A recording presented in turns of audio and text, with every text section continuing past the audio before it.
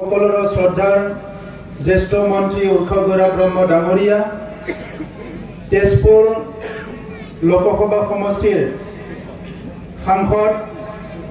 আমি দীঘলীয়া বন্ধু ভাতৃ পল্লৱ লোচন ডাঙৰীয়া, ইয়াত উপস্থিত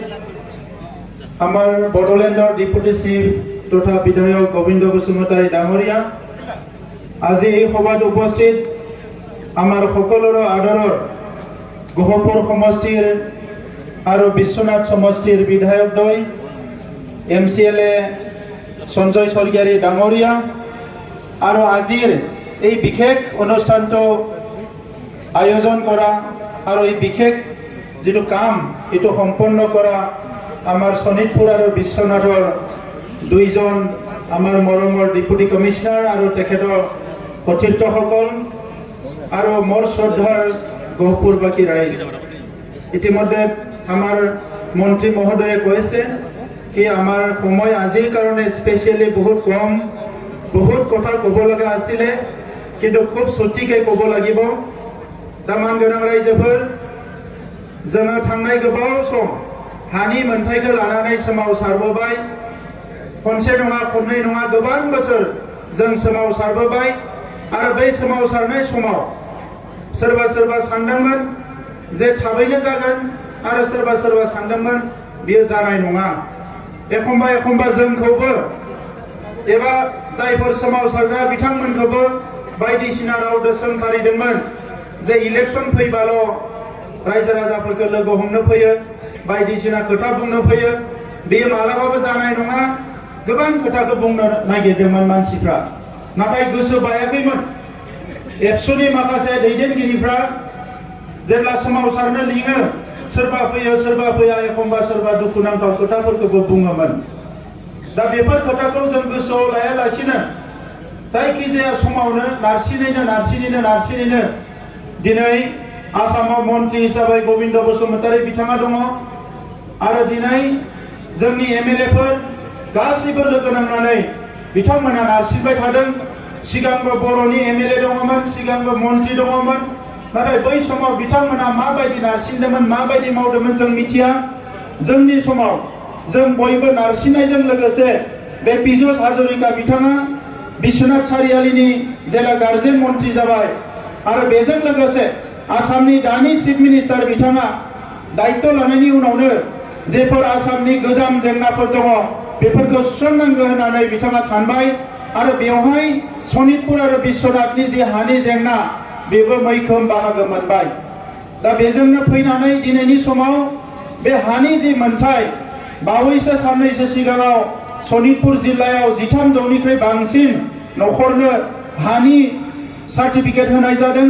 आरो दिनै गहपुर ओनसोलाव बिश्वनाथ ओनसोलाव बे गासैबो जोंनि माहारिनि सुबुंफोरखौ लानानै 15,000निख्रुइ बांसिन हानि सार्टिफिकेट दिनै होनाय जागोन। दामान गोनां रायजोफोर, जोंनि देशनि सिस्टेमा सोलायो जेब्ला लिडारफ्रा सोलायो। जों एखम्बा गोसोखौ हमथानांगोन, मानोना जेंनाया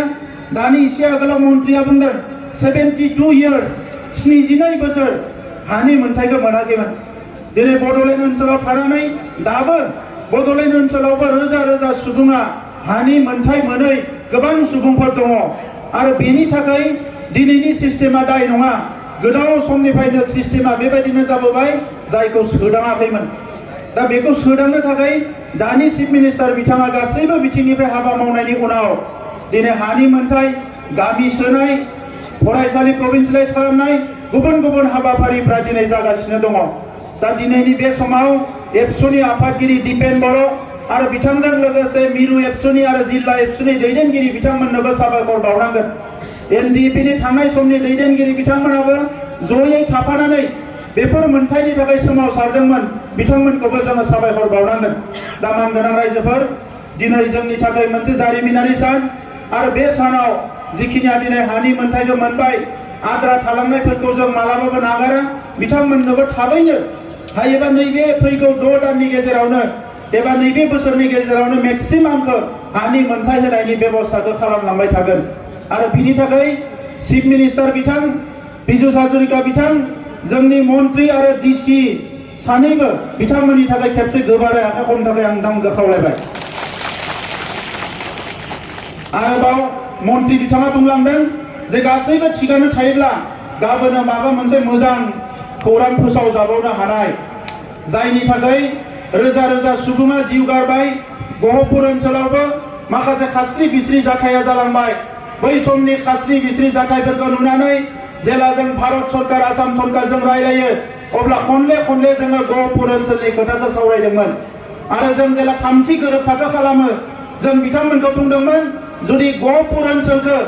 एबा जोंनि सानजाहा थानाय बे ओनसोलखौ जुदि जोंनि रायजोजों जोंनि ओनसोलजों दाजाबफायाबा जोङो बे गोरोबथायाव सागान होआ होननानै जों बुंदोंमोन आरो लोगो लोगो भारत सरकार आरो आसाम सरकारा बेखौ गनायनानै लादोंमोन नाथाय कभिडनि थाखाय जोंहा समा एसे गोलाव जाबाय माखासे खामानि मावनायाव जेंना दङमोन गोदोनि जोंनि सुथुरफ्राबो जोबाखै बे गासैखौबो दायित्व लानानै चिफ मिनिस्टार बिथाङा साफा साफा एमएलए फोरजों रायलायनानै साफा साफा मन्त्रिफोरजों रायलायनानै पीयूष हाजरिका बिथांखौ हर सान एमएलए मन्त्रिफोरजों रायलायहोनानै दिनै नैबे थासारियाव सफैनो हादों दा गाबोन रंजागोन ना रंजाया रायजोफोर माबा मोनसे मोजां खबर फैयोब्ला गाबोन जोङो रंजानांगोन मोजां खबर फैयोब्ला दा बे बाथ्राखौ जों फोसावनो लुबैयाखै जोंनि खुगाजों फोसावा जाय बिथाङा बिबानाव दङ बिथाङासो फोसावगोन दा नंखायनो गोसोखौ हमथानांगोन जोङो भारत हादरनि नोगोरारि हिसाबै भारतनि संबिजिदा अराय सम जोंजों दङ नाथाय जोंनि खामानि मावनायाबो गोथों लामाजों थांनांगोन साफा सानै उल्टां फाल्टां खोथा बुंनानै माबा माबि बानसावलाबायनानै हारिखौ थेर बेथेर खालामनो नागिरो सुथुरा जोंहा बायजोआवबो दङ सिङावबो दङ दा नंखायनो गहपुर ओनसोलाव रायजो जानाय आइ आफा रायजो राजाफ्रा गोलाव सम नेबोबाय गोलाव सम जुजिबोबाय बिएलटिनि सोमावसारनायावबो ओंखारदों एबसुनि सोमावसारनायावबो ओंखारदों एनडिपिनि सोमावसारनायावबो ओंखारदों पुलिस मिलिटारिजों बुजादों जेल जादों गासैबो जाजोबदों दा दिनै बिनि जास्टिसखौ बिनि थार बिजिरनायखौ डक्टर हिमन्त बिश्व शर्मानि दैदेननायाव होनो थांगासिनो दङ दा बे फिननायखौ एबा जास्टिसखौ जों दिनै मोननो थांगासिनो दङ खौसेयै थानांगोन खौसेयै गसंनांगोन आरो जि थासारियानो फैया मानो गोसो हमथानानै आवगायलांनांगोन आरो दिनै जे जोङो राजखान्थियाव फैदों गोबाङानो गोबां खोथा बुङो मानगोनां रायजोफोर बे जेंनाखौ सुस्रांनोसो जों राजखान्थियाव फैदों नङाबा जों राजखान्थि खालामनांगौनि खुनु दरकार गैया हारियाव एमएलए मन्त्रि जानो गोबां मानसि दङ बे जेंनानि थाखायसो जों फैदों दिनै आंबो बिटिसिआव दङब्लाबो खनले खनले फैबाय थादों सावरायबाय थादों डिसिजन जिरायदों एसडिअ सिभिलजों जिरायदों गोबां अफिसारफोरजों जिरायदों बे ओनसोलनि जेंनाया जोबनांगोन बर' हारिनि जेंनाया बे मोनब्रै जिल्लायाव मोनबा जिल्लायावल' जोबबा जानाय नङा सारा आसामाव सारा बुहुमावनो जोबनांगोन बिनि थाखायनो जोंनि गोरोबथायाव बेंगलाव थानाय बर'फोर गुबुन गुबुन जायगायाव थानाय बर' फिसाफोरखौबो बिथांमोननि जेंनाखौ सुस्रांनो थाखाय जोंनि जे सुक्ति गोरोबथायाव लिरनाय दङ दिनै नेपालनिफ्राय माखासे बर' फिसाफोरखौ लाबोनानै जोङो बेवहाय मेडिकेल कलेजाव माबायाव जोङो दिनै नार्सिं फरायहोदों जोङो माखासे मिशन लादों मिशन गेरेमसा माहारि जोंनि सरकारनिफ्राय माखासे लाइमोनफोरखौ एसिएस आईएएस अफिसार खालामनो थाखाय प्रिपेयार खालामदों स्पर्ट्सनि थाखाय प्रिपेयार खालामदों कार्सालनि थाखाय प्रिपेयार खालामदों आरो गाबोन समफोर नैबे गामिफ्रा हाबनायनि उनाव जों खौसेयै आवगायलांनांगोन जिखिनि बर' गामिफ्रा बर' कसारि काउन्सिलाव थांगोन दा बेवहायबो खौसे जानानै बर' कसारि काउन्सिलाव दिनै आसामाव जोङो गिबि खेबनि थाखाय मोननै काउन्सिल मोननो हादों बर' हारिया आरो बेनो फोरमान जों जे बे हानि थागिबि मानसि जोंहा जे बेवहाय मोनथाय दङ जोंनि मोनथायखौ जे भारत सरकार आसाम सरकारा गनायो बेनो बेनि गुबै फोरमान दा नंखायनो रायजोफोर रावबो हताश जानो नाङा जों खौसेयै आवगायलांनांगोन আমি ভারতবর্ষত